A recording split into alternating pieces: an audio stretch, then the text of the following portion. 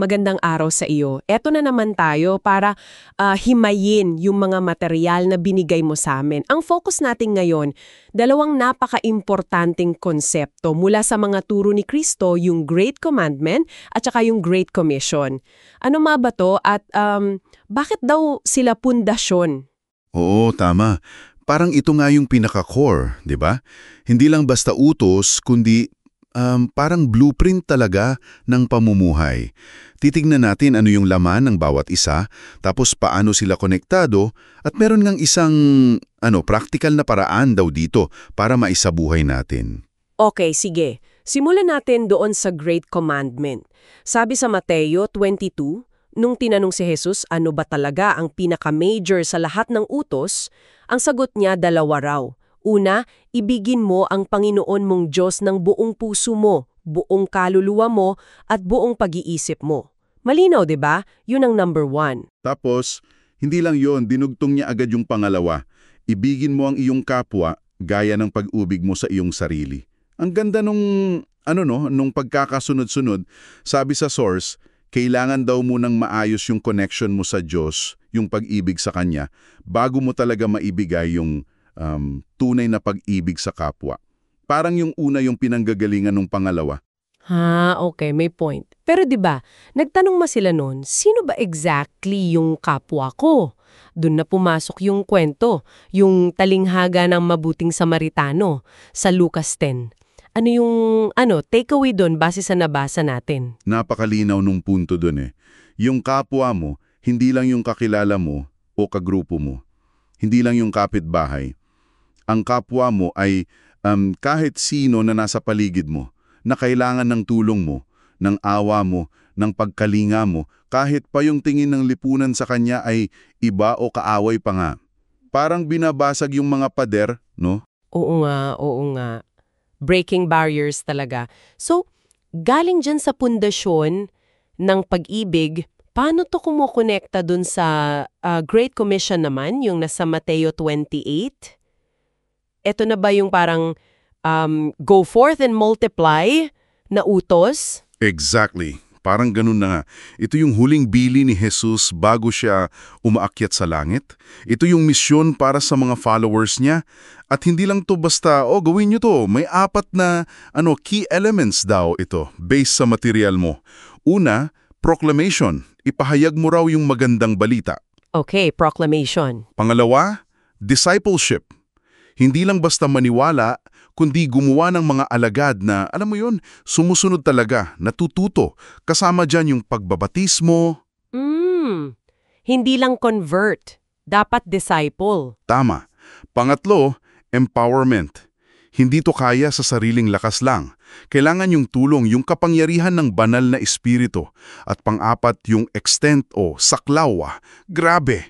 Mula sa kung nasaan ka, Hanggang sa dulo ng daigdig. Wow. Ang laki, no? Ang laki ng scope. oo, napakalaki. Pero dito na pumapasok yung reality check galing sa sources mo. Sinasabi doon na madalas hindi ito lubusang nangyayari o hindi nasasakatuparan. Maraming dailan daw. Pwedeng simpleng hindi pagsunod lang talaga o kaya kulang sa pag-aalaga sa discipleship ng mga bago o yung pag-isip na Na parang trabaho lang to ng mga pastor o ng mga, di ba, full-time ministers. Madali kasing isipin yun, no? Na sila na bahala dyan. O baka naman, kulang lang talaga sa training o di alam paano simulan. totoo, sakto. At dahil nga dyan sa manghamon na yan, may isang practical na estratehiya na binanggit dyan sa materials mo. Yung prayer, care, share. Simple pakinggan, pero effective daw sa iba't ibang lugar. Prayer, care, share. Okay. Paano to ginagawa? Paano yung flow? Ang daloy niya, ganito. Una, prayer ka muna. Panalangin. Mag-commit ka raw na ipag-pray mo regularly yung mga taong kilala mong parang malayo pa sa Diyos. Ikalawa, care. Pagkalinga. Maghanap ka ng paraan para maipakita mo yung malasakit mo sa kanila. Kahit simpleng gawa lang ng kabutihan, pagtutulong o basta pagbuo ng relasyon, hindi kailangang komplikado. Tapos, kapag meron ng connection, meron ng tiwala, Doon papasok yung pangatlo. Oo, dunay share, pagbabahagi. Kapag may natural na opening o kaya sila na mismo yung nagtanong kasi nakikita nila yung something different sa'yo, dun mo na pwedeng i-share yung personal story mo ng faith saka yung message ng ebanghelyo sa paraang personal at madaling maintindihan. Ang maganda dito, hindi lang ito parang nagbibigay ka lang ng info. Sinasanay ka rin nito na maging natural at alam mo yun, komportable ka sa pag-abot sa iba. Okay, malinaw. So, kung gusto nating simulan to, ano yung practical first step? Practical din yung payo sa source eh. Isipin mo raw yung iyong circles of relationships. Pamilya, kamag-anak, kaibigan, katrabaho, kaklase, kapitbahay. Kahit yung suki mo sa tindahan o karinderiya, sila yung mga kapwa mo in proximity. Yung mga nakakasalamuha mo talaga. Oo, gumawa ka raw ng listahan ng mga taong alam mong baka wala pang personal na ugnayan kay Kristo. Tapos, mula dun sa listahan, pumili ka raw ng mga siguro 5 o 6 na tao na regular mong nakakausap o nakikita.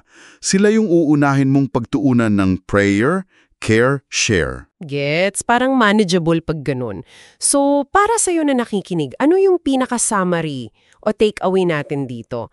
Base sa mga material na pinag-usapan natin, yung pag-ibig sa Diyos, Great Commandment, hindi lang yan basta nasa isip o nararamdaman. Nagiging totoo siya, nagiging buhay kapag naisa sa buhay natin sa pamamagitan ng aktibong pag-abot at pagkalinga sa ating kapwa.